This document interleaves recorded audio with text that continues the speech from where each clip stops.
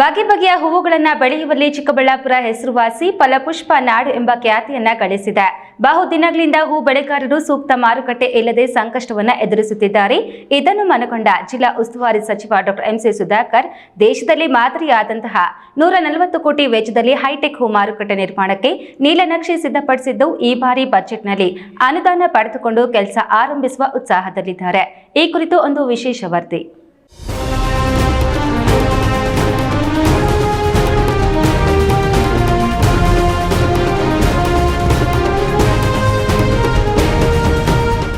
ನಳನಳಿಸುವ ಸುಗಂಧ ಬೀರುವ ಹೂವುಗಳು, ಬಗೆ ಬಗೆಯ ಗುಲಾಬಿಗಳಾದ ಮೇರಾಬುಲ್, ಕಲ್ಸ್, ಡಚ್, ಟೈಗರ್, ವ್ಯಾನಿಷ್, ಯೆಲ್ಲೋ, ಬಗೆ ಬಗೆಯ ಸೇವಂತಿಗಳಾದ ಐಶ್ವರ್ಯ, ಸೆಂಟೆಲ್ಲೋ, ಸೆಂಟ್ ವೈಟ್, ಮರೂನ್, ಚಾಕೊಲೇಟ್, ಪಿಂಕ್ ಹಾಗೂ ಚೆಂಡು ಹೂಗಳನ್ನು ಚಿಕ್ಕಬಳ್ಳಾಪುರ, ಶಿಡ್ಲಘಟ್ಟ ಮುಂತಾದ ಕಡೆ ಸಾವಿರಾರು ಎಕರೆ ಪ್ರದೇಶದಲ್ಲಿ ಬೆಳೀತಾ ಇದ್ದು, ರೈತರು ಒಂದಷ್ಟು ನಿತ್ಯ ಹಣ ಕಾಣ್ತಿದ್ದಾರೆ. ಅಷ್ಟೇ ಅಲ್ಲ, ಸಾವಿರಾರು ಕೂಲಿ ಕಾರ್ಮಿಕರಿಗೆ ಉದ್ಯೋಗ ಕೂಡ ಸಿಕ್ಕಿದೆ. ಹೂಗಳನ್ನೇನೋ ಬೆಳೀತಾರೆ, ಆದರೆ ಅದನ್ನು ಸೂಕ್ತ ರೀತಿಯಲ್ಲಿ ವಿಲೇವಾರಿ ಮಾಡಲು ಬೇರೆ ಬೇರೆ ರಾಜ್ಯದ ವ್ಯಾಪಾರಸ್ಥರನ್ನ ಆಕರ್ಷಿಸುವಂತಹ ಮಾರುಕಟ್ಟೆ ಚಿಕ್ಕಬಳ್ಳಾಪುರದಲ್ಲಿಲ್ಲ.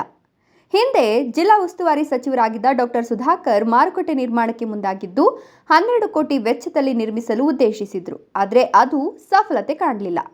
ಚಿಕ್ಕಬಳ್ಳಾಪುರ ಹೂ ಬೆಳೆಗಾರರು ಮತ್ತು ವ್ಯಾಪಾರಸ್ಥರ ಸಮಸ್ಯೆಗೆ ಶಾಶ್ವತವಾದಂತಹ ಪರಿಹಾರವನ್ನು ಕಂಡುಹಿಡಿಯುವ ಸಲುವಾಗಿ ಹಲವು ಸುತ್ತುಗಳ ಸಭೆಯನ್ನು ನಡೆಸಿದ ಉನ್ನತ ಶಿಕ್ಷಣ ಜಿಲ್ಲಾ ಉಸ್ತುವಾರಿ ಸಚಿವ ಡಾಕ್ಟರ್ ಎಂಸಿ ಸುಧಾಕರ್ ಒಂದು ದೂರದೃಷ್ಟಿಯ ಯೋಜನೆಯನ್ನು ಜಾರಿಗೊಳಿಸಲು ಮುಂದಾಗಿದ್ದು, ಒಂದಲ್ಲ ಎರಡಲ್ಲ 140 ಕೋಟಿ ವೆಚ್ಚದಲ್ಲಿ ದೇಶದಲ್ಲೇ ಮಾದರಿಯಾದಂತಹ ಹೂ ಮಾರುಕಟ್ಟೆಯನ್ನು ನಿರ್ಮಿಸಲು ಖ್ಯಾತ ಎಂಜಿನಿಯರ್ಗಳಿಂದ ಪ್ಲಾನ್ ಮತ್ತು 3D ತಯಾರಿಸಿದ್ದಾರೆ.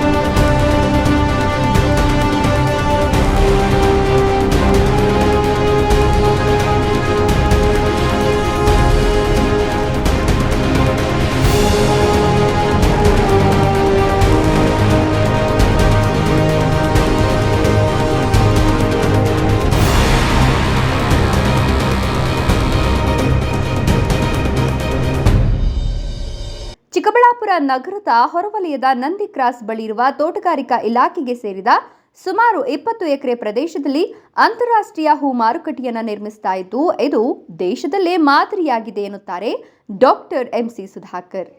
ಸುಮಾರು 140 ಕೋಟಿ ರೂಪಾಯಿ ವೆಚ್ಚದಲ್ಲಿ 180 ವಿಶಾಲವಾದ ಮಳಿಗೆಗಳು, ವಿಶಾಲವಾದ ರಸ್ತೆಗಳು, ಆಕರ್ಷಕ ಪ್ರವೇಶ ದ್ವಾರ, ಮಾಹಿತಿ ಕೇಂದ್ರ, ಶ್ರಮಿಕ ಭವನ, ರೈತ ಭವನ, ಬ್ಯಾಂಕ್, ಹೋಟೆಲ್, ಎಟಿಎಂ, ವಿಶ್ರಾಂತಿ ಕೊಠಡಿ, ಪಾರ್ಕಿಂಗ್ ವ್ಯವಸ್ಥೆ, ಹೂಗಳನ್ನು ಸಂರಕ್ಷಿಸಲು ಶ್ವೇತಾಗಾರವನ್ನು ನಿರ್ಮಿಸಲು ಉದ್ದೇಶಿಸಿದ್ದು, ಸ್ವಾಗತ ಕಮಾನನ್ನ ಹೂವಿನ ಮಾದರಿಯಲ್ಲಿ ವಿನ್ಯಾಸಗೊಳಿಸಲಾಗಿದೆ. ಮುಖ್ಯಮಂತ್ರಿಗಳೊಂದಿಗೆ ಈಗಾಗಲೇ ಚರ್ಚಿಸಿದ್ದು, ಮುಂದಿನ ಮಾರ್ಚ್ ತಿಂಗಳಲ್ಲಿ ನಡೆಯುವ ಬಜೆಟ್ನಲ್ಲಿ ಮುಖ್ಯಮಂತ್ರಿಗಳು ಅನುಮೋದನೆ ನೀಡಿ ಅನುದಾನ ನೀಡಲಿದ್ದಾರೆ ಎಂದು ಸುಧಾಕರ್ ತಿಳಿಸಿದ್ದಾರೆ.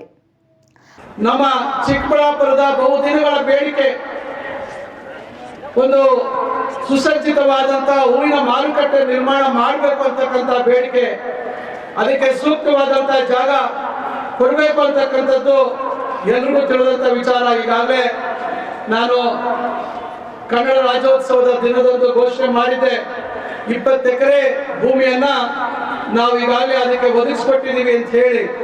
ನಾನು ಮೊನ್ನೆ ಹೊಸ ವರ್ಷದ ಪ್ರಾರಂಭದಲ್ಲಿ ಅಲ್ಲಿರ್ತಕ್ಕಂಥ ವ್ಯಾಪಾರಸ್ಥರನ್ನ ಕರೆಸಿ ನಾವು ಒಂದು ವಿಸ್ತೃತವಾದ ಸಮಗ್ರವಾದಂಥ ಒಂದು ನೀಲ ನಕ್ಷೆಯನ್ನ ತಯಾರು ಮಾಡಿರ್ತಕ್ಕಂಥದ್ರ ಬಗ್ಗೆ ಅವರ ಗಮನಕ್ಕೆ ತಂದು ಅವರಿಗೂ ಅದನ್ನ ವೀಕ್ಷಣೆಯನ್ನ ಮಾಡಿ ಅವರ ಕೆಲವು ಸಲಹೆಗಳನ್ನ ಕೊಟ್ಟಿರ್ತಕ್ಕಂಥದ್ರ ಮೇರೆಗೆ ಈಗ ಸುಮಾರು 140 ಕೋಟಿ ರೂಗಳ ಒಂದು ವಿಸ್ತೃತವಾದಂಥ ಅಂತಾರಾಷ್ಟ್ರೀಯ ಮಟ್ಟದಲ್ಲಿ ನಿರ್ಮಾಣ ಮಾಡಬೇಕಾಗಿರ್ತಕ್ಕಂಥ ಒಂದು ಹೂವಿನ ಮಾರುಕಟ್ಟೆಯ ಯೋಜನೆ ಇವತ್ತು ನಮ್ಮ ಮುಂದೆ ರೆಡಿ ಇದೆ. ಅದನ್ನ ಈಗಾಗಲೇ ನಾನು ಮಾನ್ಯ ಮುಖ್ಯಮಂತ್ರಿಗಳಾಗಿರ್ತಕ್ಕಂಥ ಸಿದ್ದರಾಮಯ್ಯ ಸಾಹೇಬರ ಗಮನಕ್ಕೆ ತಂದಿದ್ದೇನೆ. ಇನ್ನು ಕೆಲವೇ ದಿನಗಳಲ್ಲಿ ಅಂದರೆ ಮಾರ್ಚ್ ತಿಂಗಳಲ್ಲಿ ಮಂಡನೆ ಮಾಡಲಿರುವ ಆಯವ್ಯಯದಲ್ಲಿ ಅದನ್ನ ತಾವು ಪರಿಗಣಿಸಬೇಕು. ನಮ್ಮ ಜಿಲ್ಲೆಯ ಜನತೆಯ ಬಹುದಿನಗಳ ಬೇಡಿಕೆ ತಾವು ಈಡೇರಿಸಬೇಕು ಅಂತಕ್ಕಂಥ ಮನವಿಯನ್ನ ಈಗಾಗಲೇ ಮಾಡಿದ್ದೇನೆ. ಬಜೆಟ್ ಬಗ್ಗೆ ಆಯವ್ಯಯದ ಚರ್ಚೆ ನಡೀತಕ್ಕಂಥ ಸಂದರ್ಭದಲ್ಲಿ ಅದನ್ನು ನನ್ನ ಗಮನಕ್ಕೆ ತನ್ನಿ ಅಂತ ಹೇಳಿದ್ದಾರೆ.